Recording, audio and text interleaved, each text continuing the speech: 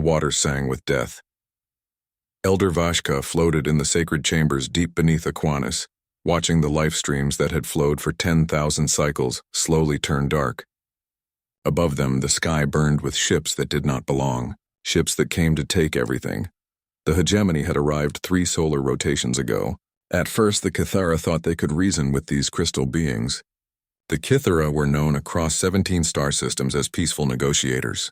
Their biocities grew from coral and song. Their weapons were living things that stunned rather than killed. War was something they read about in ancient texts, not something they lived. That changed when the first extraction beam hit the Northern Ocean. Elder. The southern colonies report complete water loss, whispered Temri, a young Kithara whose gills flickered with fear. The crystal ships are draining the life essence. Our coral cities are dying. Vashka's ancient form rippled with pain. Through the bio-network that connected all Kithara, they felt every death, every dried coral city, every suffocating child. The crystal beings called themselves the hegemony, but they were pirates, planet killers who moved from world to world, taking what they needed and leaving dead rocks behind. What of our defenders? Vashka asked, though they already knew the answer. The bioships cannot penetrate their energy shields. Temri's voice cracked. Our stun weapons have no effect on crystal physiology. We are helpless. Above them, another city died. Vashka felt it through the water itself. The ancient biomatrices that had grown for centuries withered in moments. Millions of Kithara gone. The Kithara had joined the Galactic Council 500 cycles ago. They signed the accords. They followed the rules. They believed in the greater good of all species working together. But when they sent distress signals to the Council, only silence came back. The crystal beings had immunity. They had treaties. They had rights. The right to murder entire worlds, apparently. Elder, the Council has responded to our requests. Another young Kithara swam into the chamber. They express concern but cannot act. The hegemony claims salvage rights under Section 12 of the Colonial Expansion Treaty. Vashka's biolights dimmed. So that was it. Their people would die because of paperwork. Because some long-dead politicians had written rules that let monsters dress their crimes in legal clothing. Through the water network, Vashka felt another city scream and die. How many was that now? 20, 50? The numbers blurred together in an endless stream of loss. There is one option, the messenger continued quietly, but the Council forbids it. Every Kithara in the chamber turned toward the speaker. In their desperation, even forbidden options looked like hope. The Deathworlder protocols, the messenger whispered. The chamber fell silent except for the soft flow of dying water. Every species in the galaxy knew about the Deathworlders, the monsters from the Forbidden Sector, the ones who came from a planet so dangerous that it had tried to kill them for millions of years, the ones who had been locked away after the contact wars 50 cycles ago. Earth. That was their planet's name. Earth, where everything was poison or predator, where the very air could kill most galactic species, where the dominant species had learned to fight like demons because their world gave them no choice.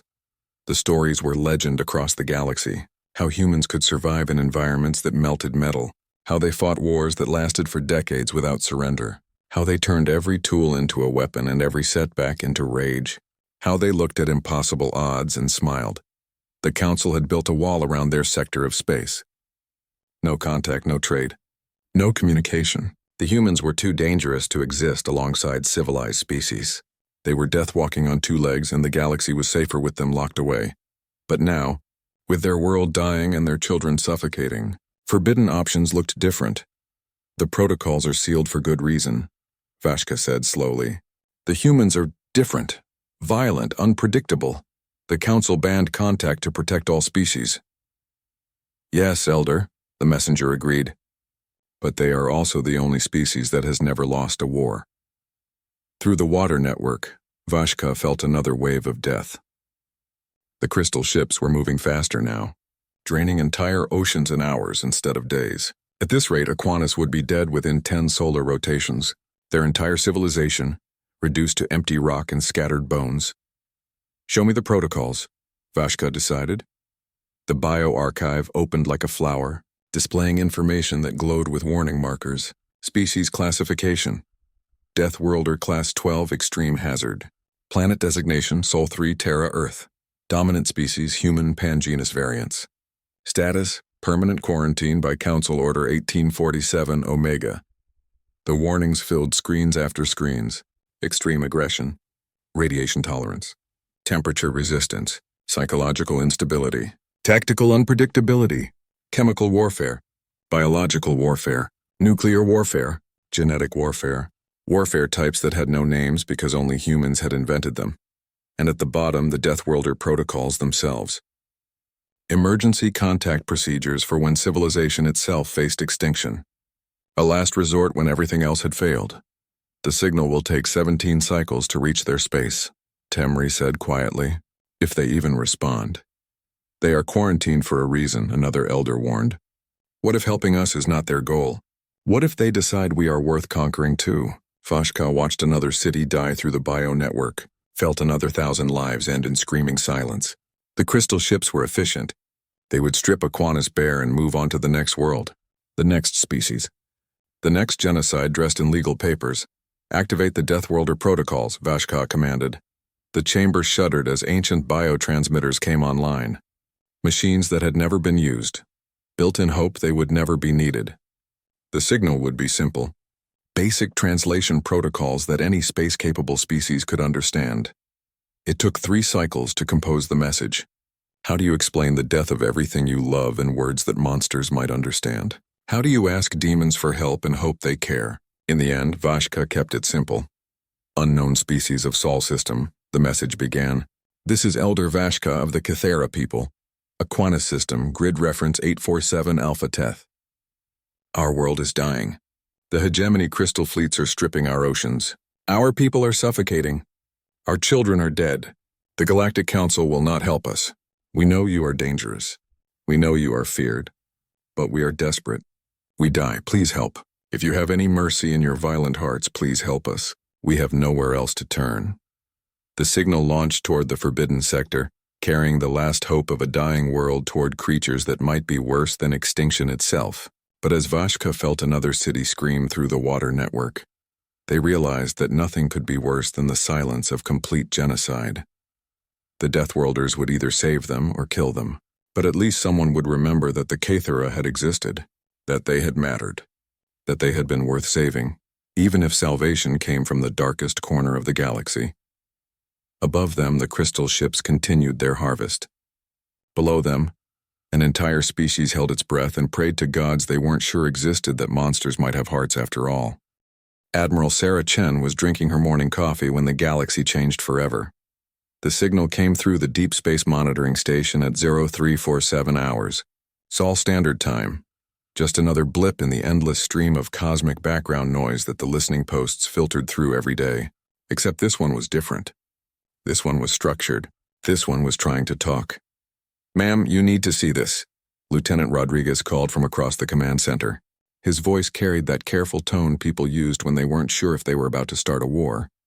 Sarah set down her coffee and walked over to the analysis station. The screen showed wave patterns that made her heart skip. Language patterns, mathematics, universal constants. Someone out there was trying to communicate. How long since we've seen anything like this? She asked, though she already knew the answer. 53 years, ma'am. Not since the Contact Wars ended. The Contact Wars. Sarah had been 5 years old when they started, old enough to remember the celebrations when humanity finally reached the stars, only to discover they weren't alone. Young enough to remember the fear when everything went wrong. First contact with the Galactic Council had lasted exactly 17 minutes. Long enough for the aliens to scan human biology, human psychology, human history. Long enough for them to declare Earth a Class 12 death world, and humanity too dangerous for civilized contact. Long enough for them to build a wall of automated defense platforms around the entire Sol system and tell humanity to stay inside. The wars that followed weren't really wars at all. They were more like pest control from the aliens' perspective. Humans trying to break quarantine, alien fleets making sure they stayed caged. It lasted 12 years and ended with humanity locked in their home system, cut off from the galaxy they'd dreamed of exploring. Run the translation protocols, Sarah ordered, and wake up the council. If this is what I think it is, they're going to want to hear it. The message took 6 hours to decode. When they finally had it in readable English, Sarah had to read it 3 times to believe it. A species called the Cathara. Their world was dying. Something called the hegemony was stripping their oceans. The Galactic Council wouldn't help them. They were desperate enough to contact the monsters in quarantine. "They're asking us for help," President Martinez said when the emergency council convened. "The same galaxy that locked us away like rabid dogs is asking for our help." "Not the galaxy," Sarah corrected. "One species. One dying species that has nowhere else to turn. And why should we care?" General Harrison leaned back in his chair. "They helped build our cage." "Now they want us to break it for them?" Sarah looked around the table at the faces of humanity's leaders, some angry, some calculating, some afraid, but all of them thinking the same thing. This was their chance. After 50 years of isolation, the galaxy had come to them. "Because it's the right thing to do," she said simply. "Right?" Harrison laughed bitterly. "What was right about cutting us off from the stars? What was right about treating us like monsters?" "Maybe we are monsters," Sarah said quietly. "Maybe they were right to be afraid of us. But monsters can choose what they do with their power." She activated the holographic display, showing the translated message again. The desperation in every word. "The pain of a species watching their children die? Look at this message," she continued. "They know what we are. They know we're dangerous. They know we're violent, but they called us anyway because they have nowhere else to go. They're betting their entire species on the hope that the monsters might have hearts." Defense Minister Wong spoke up from the far end of the table. "The logistics alone would be staggering. We'd need to mobilize the entire fleet, break through their quarantine barriers, fight an unknown enemy with unknown technology. We've been building ships for 50 years with nowhere to go," Sarah pointed out. "Ships designed to fight our way out of this cage if we ever needed to. Ships that can operate in environments that would kill most alien species. Because we come from a death world," President Martinez said thoughtfully. "Exactly. Earth tried to kill us for millions of years. We learned to fight in radiation that melts steel, in temperatures that boil water, in crushing depths and thin air and toxic storms. We learned to fight everything because everything tried to kill us." Sarah brought up the fleet status reports. 200 ships built and maintained for a war that never came. Crews trained for battles they never expected to fight. An entire civilization's worth of controlled aggression with nowhere to go. "The other species fight clean wars," she continued. "Honorable wars. Wars with rules and treaties and surrender terms. They can't understand us because we learned to fight like the universe itself was our enemy. Because it was," General Harrison said slowly. "The hegemony sounds like a typical galactic power. Organized, efficient, overwhelming force applied systematically." Sarah's voice grew harder. "They've probably never faced an enemy that fights dirty, that adapts, that refuses to quit even when everything looks hopeless." President Martinez was quiet for a long moment. When he spoke, his voice carried the weight of 50 years of isolation. "If we do this, there's no going back. The galaxy will know humanity is loose again. Some species will panic. Others will try to cage us again. We'll be back to where we were 50 years ago." "No," Sarah said firmly. "We'll be where we choose to be. For the first time in 50 years, we get to choose who we are instead of letting others decide for us." She looked around the table again. "The Cathara are dying, not because they did anything wrong, not because they deserve it, but because monsters with lawyers are killing them legally. They asked us for help because we're the only species crazy enough to say no to the galaxy when the galaxy is wrong." "All in favor of Operation Breakout?"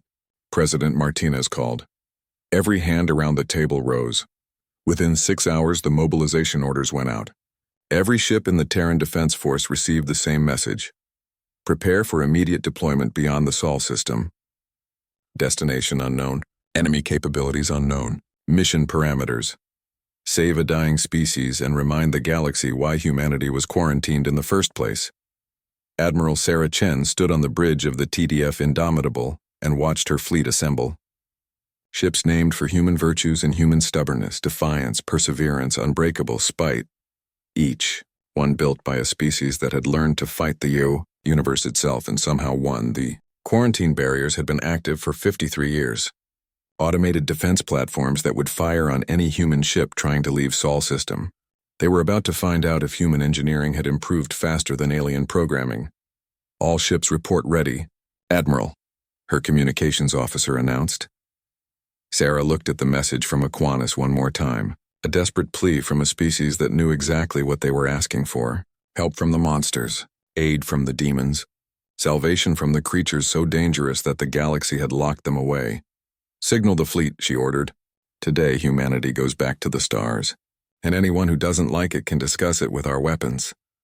The fleet moved toward the barrier as one, 200 ships carrying humanity's answer to a dying world's prayer. They were monsters, just like the galaxy said, but they were monsters who remembered what it felt like to be helpless, and they had decided that sometimes monsters were exactly what the universe needed. The hegemony Admiral Crixtal had conquered 47 worlds. They knew this because they kept count. Each dead planet was a mark of efficiency, a testament to the hegemony's perfect system of resource extraction. They had turned genocide into an art form, wrapped in legal documents and treaty rights. Aquanus would be number 48. Status report. Crixtal hummed, their crystalline form resonating with satisfaction. The bridge of their command vessel sparkled with the light of a dozen different star systems. Trophies from worlds that no longer existed. Water extraction at 97% efficiency, reported Subcommander Vexna. The bioforms are dying faster than predicted. Their coral cities collapse within hours of oceanic drainage. Excellent. Resistance status? Minimal. Their organic weapons cannot penetrate our energy shields. We have destroyed 63 of their bioships with 0 losses. Crixtal's internal light pulsed with pleasure. The Kithra had been even easier than the Softsinger colonies.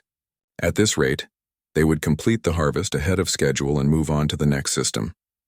The hegemony had identified 7 more water-rich worlds within this sector, all of them populated by weak, peaceful species who believed in diplomacy over strength. Admiral, the sensor operator's light flickered uncertainty. I'm detecting anomalous readings at the system's edge. Specify. Unknown vessels. Configuration does not match any registered species. They appear to be approaching at high velocity. Crixtal's attention focused like a laser. Unknown ships in the middle of a harvest operation could mean complications. Pirates perhaps hoping to steal resources. Or maybe Galactic Council observers, come to ensure the hegemony stayed within legal boundaries. How many vessels? Difficult to determine. Their energy signatures are unusual. Estimate between 50 and 200 ships. Crixtal hummed dismissively. Even 200 ships posed no threat to the hegemony fleet. They had perfected warfare over centuries of conquest. Their crystal technology was immune to most energy weapons. Their tactics were flawless. Their discipline was absolute. Open communications, standard territorial warning. The message went out across all frequencies. Clear, simple, legal. This system was under hegemony jurisdiction for resource extraction. Any unauthorized vessels would be destroyed in accordance with Galactic Maritime Law Section 47 Gamma. Standard procedure that had worked on 47 worlds. The response came back immediately, but it wasn't the usual fearful retreat. This is Admiral Sarah Chen of the Terran Defense Force. You will cease all hostile operations against the Kithera immediately and withdraw from this system. Crixtal's light patterns shifted to amusement. A demand from an unknown species? How refreshingly naive. Unknown vessel.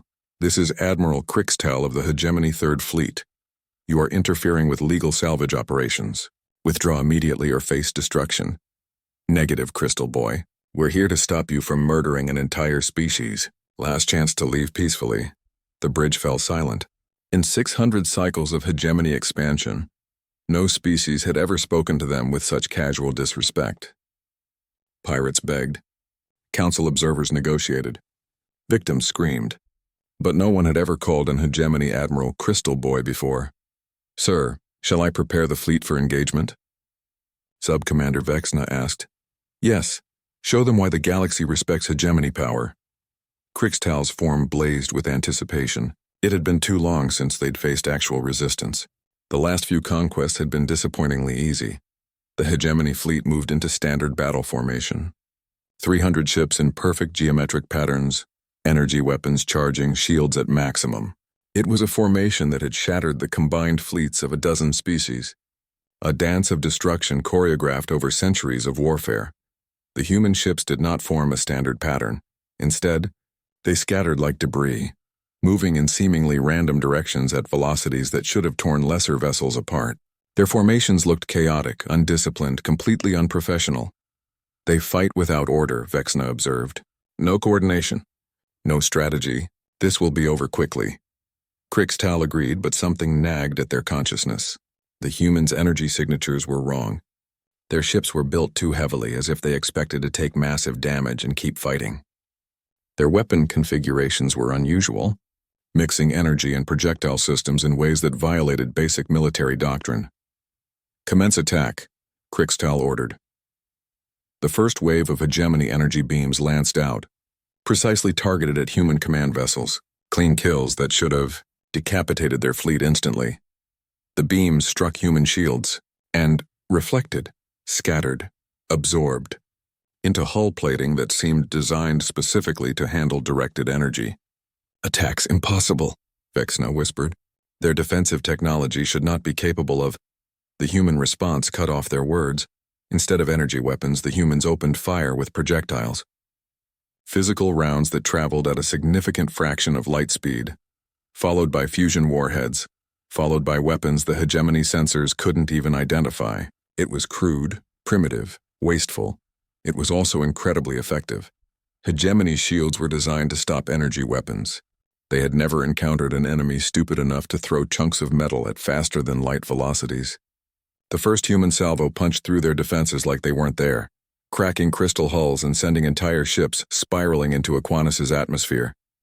Evasive maneuvers, Krixtal commanded, but the humans were already moving. They fought like nothing in Krixtal's experience.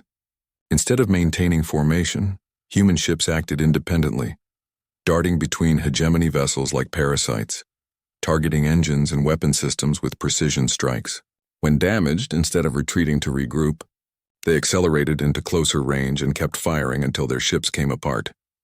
A human destroyer, burning from multiple hits, rammed itself directly into a hegemony cruiser, while its crew apparently cheered over the open communications channel. The explosion took out 3 more ships in the blast radius. Status report, Krixtal demanded. 15 ships lost, Admiral. Enemy casualties unknown. They're using their destroyed vessels as weapons. Krixtal watched in horrified fascination as a crippled human frigate, its crew presumably dead, continued firing automated weapons while drifting toward another hegemony formation. When it finally exploded, it took 2 more crystal ships with it. What kind of species programs their ships to keep fighting after the crew dies? Vexna whispered. The kind that comes from a death world, Krixtal realized with growing dread. The kind that learns to fight the universe itself. The kind that the Galactic Council had quarantined for good reason. Sir, we're receiving a communication from the human admiral. Put it through. Admiral Sarah Chen's face appeared on screen. Human features that looked deceptively soft until you saw the eyes. Eyes that had seen too much death and decided to make it someone else's problem. Admiral Krixtal, she said pleasantly. You're losing. Your formations are breaking. Your ships are dying. Your perfect battle plan is falling apart because you've never fought someone who doesn't care about the rules. We have the superior force, Krixtal replied, though their voice carried less certainty than before. Numbers don't matter if you don't know how to use them. You fight like you're conducting an orchestra. We fight like we're trying not to get eaten by our own planet. Sarah's smile was not reassuring. Every human ship out there is crewed by people who grew up breathing poison and calling it air. Who learned to swim in water that would dissolve your crystal hide. Who play sports that would count as warfare on civilized worlds. Around them, the battle continued to deteriorate. Human ships moved through hegemony formations like viruses, spreading damage and chaos wherever they went. Every time the Crystal Fleet tried to regroup, another pack of human vessels would appear from nowhere and tear into their flanks. You want to know the difference between us? Sarah continued. You conquer worlds for resources. We're here because someone asked for help. You fight for profit. We fight for people we've never met because it's the right thing to do. And that makes us more dangerous than any weapon you can imagine.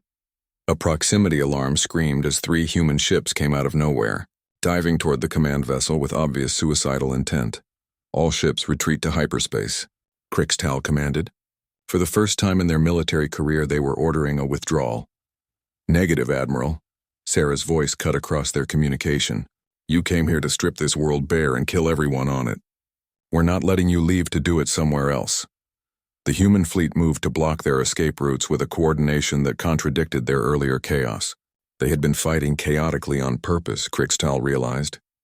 letting the hegemony commit to a formation before springing their trap. They weren't undisciplined. They were predators, and the hegemony had just discovered what it felt like to be prey. Lieutenant James Walker was having the time of his life. His squadron, callsign Rabid Dogs, had just finished turning a hegemony mining platform into an improvised kinetic weapon, and the results were spectacular.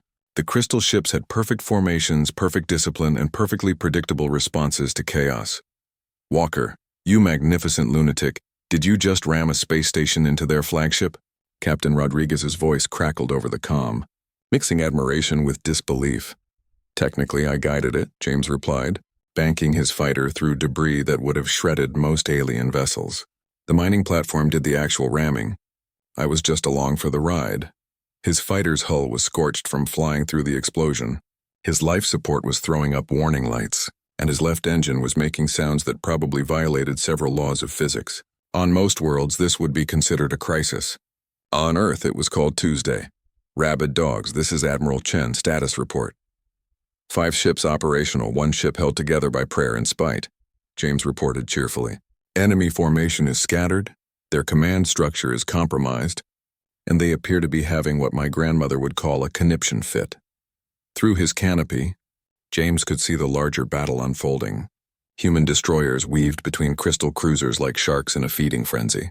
Every time the hegemony tried to regroup, another pack of Terran ships would appear from an impossible angle and tear into their formation. The aliens fought like they were playing chess. Humans fought like they were playing rugby, with knives, in a thunderstorm. Sir, I've got 3 hegemony interceptors on my tail, reported Ensign Park over the squadron channel. Can you lose them? James asked, already changing course to help. Negative, but I can probably ram 2 of them before they take me down. Belay that, Park.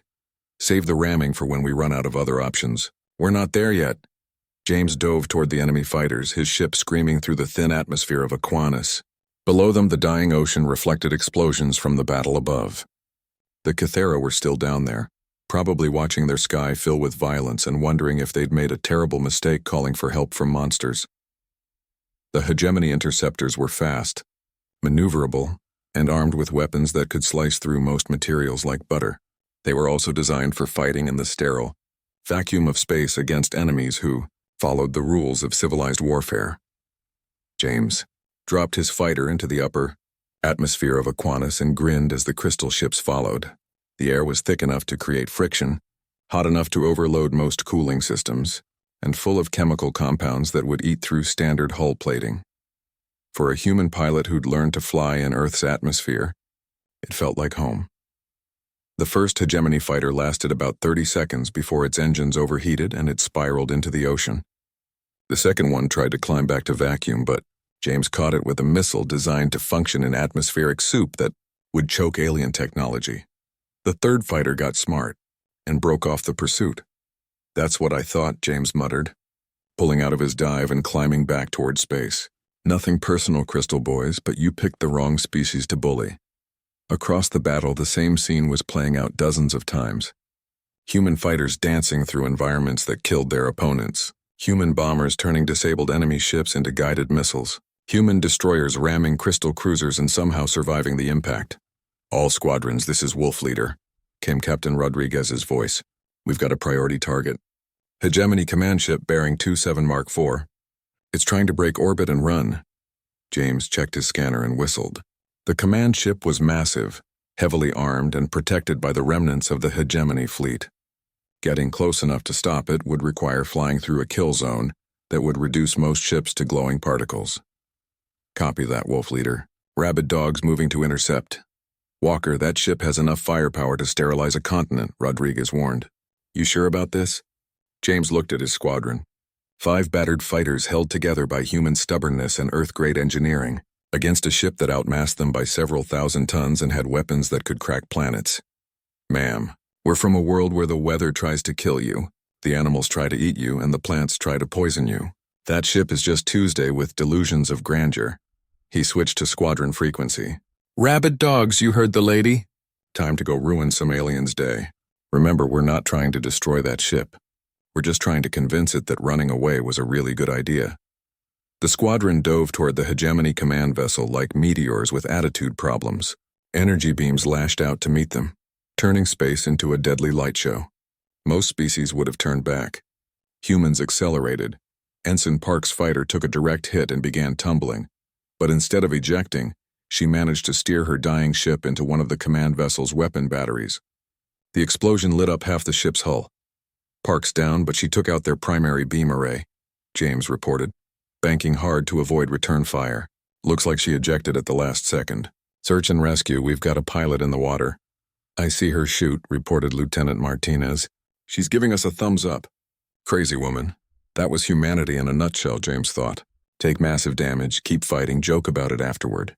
No wonder the galaxy had quarantined them. Most species would consider human behavior clinically insane. The hegemony command ship was burning now, its perfect crystal hull cracked and bleeding atmosphere, but it was still trying to escape. Still trying to run to hyperspace where it could regroup and continue its genocidal tour of the galaxy. This is Admiral Crixtal, came a transmission on all frequencies. Cease your attacks immediately. We are withdrawing from this system. The harvest operation is concluded. Negative, Admiral Chen's voice cut across the channel.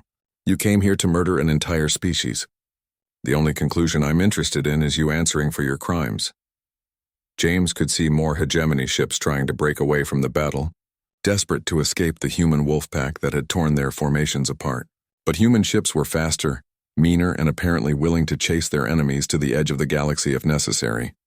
Walker, can you disable their hyperspace capability? Rodriguez asked. James studied his scanner readings. The command ship's hyperspace emitters were heavily shielded, designed to survive almost any attack. Almost any attack from a civilized species, anyway. I'll need to get close. Really close. Probably inside their shields. That's suicide, Walker. Ma'am, I'm from Detroit. This is barely Saturday night. James dove toward the command ship's engines, his fighter's hull heating up as he passed through their shield boundary. Proximity alarms screamed warnings that he cheerfully ignored. When you've learned to drive on icy roads while dodging potholes that could swallow a truck, flying through enemy fire feels almost relaxing. He reached the hyperspace emitters just as they began powering up for jump. Instead of trying to destroy them with weapons, he did something no sane pilot would attempt. He flew directly into the hyperspace field and activated his ship's emergency beacon. The beacon was designed to be trackable across interstellar distances. It was also designed to interfere with hyperspace navigation to prevent accidents. When it activated inside an active hyperspace field, the results were spectacular. The command ship's jump attempt collapsed into a cascade failure that rippled through their entire fleet. Ships that had been preparing to escape suddenly found themselves dead in space, their hyperspace drives blown and their engines offline. James's fighter was thrown clear of the explosion, spinning end over end with every system overloading. But he was alive, his ship was mostly in one piece, and the hegemony fleet was trapped in normal space with a very angry human armada bearing down on them. All enemy vessels. This is Admiral Sarah Chen, came the broadcast. You have two choices. Surrender and face trial for genocide, or keep fighting and find out exactly why the galaxy quarantined humanity in the first place. James managed to stabilize his fighter and looked around at the battle's aftermath.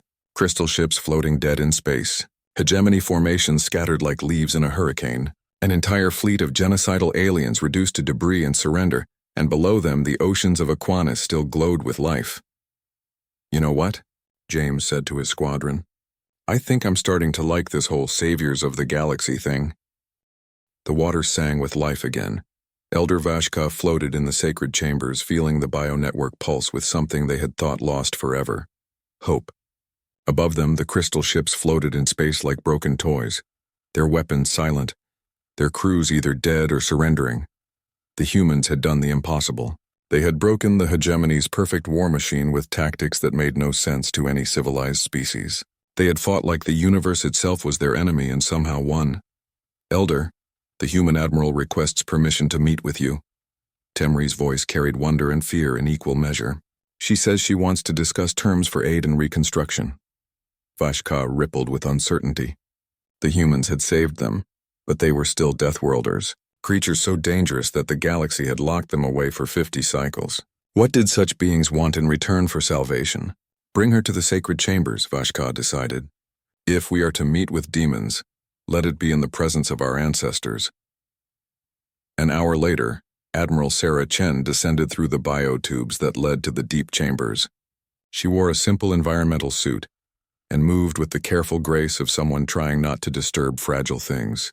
When she reached the chamber, she removed her helmet and breathed the Kithara atmosphere without difficulty. "Elder Vashka," she said, her voice respectful. "I'm Admiral Sarah Chen, Terran Defense Force. We received your message." Vashka studied the human carefully. She was smaller than expected, her features softer than the legend suggested, but her eyes held depths that spoke of hard choices and harder consequences. These were the eyes of someone who had seen war and chosen to fight anyway. "You came," Vashka said simply, "despite 50 cycles of exile. Despite knowing you would face the galaxy's wrath, you came because strangers asked for help." "We came because it was the right thing to do," Sarah replied. "And because we remember what it feels like to be alone and afraid." Through the bio network, Vashka felt the emotions of their people. Relief that the killing had stopped. Wonder at the fierce protectors who had appeared from nowhere. And underneath it all, a growing realization that the galaxy had changed forever. "The hegemony fleet is neutralized," Sarah continued. "Their surviving ships are in custody. We've captured Admiral Krixtal and most of their command structure. They'll face trial for genocide once we figure out which court has jurisdiction." "And the price for this aid?" Vashka asked the question that burned in every Kithara mind. Sarah smiled, and it transformed her face completely. "There is no price, Elder. We didn't come here for payment. We came because someone needed help, and we were the only ones who could provide it. But surely you want something. Trade agreements, territory, military alliances?" "What we want," Sarah said carefully, "is for this to never happen again. Not to you, not to anyone. We want the galaxy to remember that genocide isn't acceptable just because you have the legal paperwork." Vashka was quiet for a long moment, processing implications that rippled through the bio-network like shockwaves. The humans didn't want conquest or tribute. They wanted justice. They wanted to be the galaxy's conscience, backed by weapons that could crack worlds. "The Council will not accept this," Vashka said finally. "They will say humans are too dangerous to be loose in the galaxy. They will try to reimpose the quarantine. Let them try." Sarah's voice carried the quiet confidence of someone who had just shattered the most powerful fleet in the sector. 50 years ago, we were children playing with new toys. Now we're adults who've had 50 years to think about what went wrong and how to fix it. She gestured toward the ceiling, where the stars shone through the bioluminescent dome. "We've been building ships and training crews and developing tactics for 5 decades with nothing to do but plan. We've had time to study every species in the galaxy, learn their weaknesses, understand their fears. If the Council wants to try quarantining us again, they're welcome to attempt it. You would go to war with the entire galaxy? We would defend ourselves and anyone who asked for our help." Sarah's tone remained calm, but something dangerous flickered behind her eyes. "The galaxy spent 50 years telling us we were monsters. Maybe it's time they learned the difference between monsters who destroy and monsters who protect." Through the bio-network, Vashka felt their people's reaction to these words. Fear, yes, but also something else. Something that had been missing from Kithara culture for too long. The knowledge that someone was willing to fight for them. "What happens now?" Vashka asked. "Now we help you rebuild. Our engineers are already working with your biotechnicians to restore the damaged coral cities. Our medical teams are treating radiation exposure from the crystal weapons. Our supply ships are bringing fresh water from ice asteroids to replace what was stolen." Sarah paused, her expression becoming more serious. "And we send a message to every species in the galaxy. A simple message that says humanity is back in the stars and we remember our friends. And your enemies? We remember them too." The chamber fell silent except for the soft flow of healing water. Through the bio-network, Vashka could feel the ships above them, human ships, still patrolling the system, still protecting the world they had saved. Deathworlders standing guard over a species they had never met before today. "There will be consequences," Vashka warned. "The Council has protocols for dealing with rogue species. Economic sanctions, military blockades, isolation. Elder, with respect, we've been isolated for 50 years. We've had time to develop our own economy, our own technology, our own alliances with species the Council doesn't even know exist. We're not the same civilization they locked away." Sarah stood up, putting her helmet back on. "We didn't come here to threaten anyone. We came here to save lives, but if saving lives makes us the galaxy's enemy, then we'll be the galaxy's enemy. History will judge whether we were the monsters or the heroes. As she prepared to leave, Vashka spoke again. Admiral Chen, why did you really come? Not the official reason. The personal reason? Sarah paused at the entrance to the biotube. Because 50 years ago, a little girl watched her planet get surrounded by alien ships and told she could never see the stars. That little girl grew up to be an admiral, and when she got a chance to make sure no other child would watch their world die while the galaxy looked away, she shrugged. Some things are worth fighting for. After she left, Vashka floated in the sacred chambers and contemplated the future. The humans had saved the Kythera, but they had also shattered the galaxy's comfortable assumptions about power and civilization. They had proven that monsters could choose to be heroes, and that sometimes heroes were exactly what the universe needed. Above them, human ships continued their patrol, their crews joking over open channels and treating the defense of an alien world like any other day at the office. They had come from the darkness between the stars to answer a desperate prayer, and now they showed no signs of leaving. The galaxy was about to learn what 50 years of human planning and preparation could accomplish when properly motivated. It was going to learn the difference between humans who were caged and humans who chose their own destiny. It was going to learn that some monsters were worth praying to. And in the depths of Aquinas, the water sang with new songs. Songs of gratitude and protection. Songs of friendship between species who should have been enemies. Songs of hope that even in the darkest times, someone would hear your cry for help and choose to answer. The Deathworlders had come home to a galaxy that feared them, but they had also come home to a galaxy that needed them, whether it admitted it or not. And they were never going back in their cage.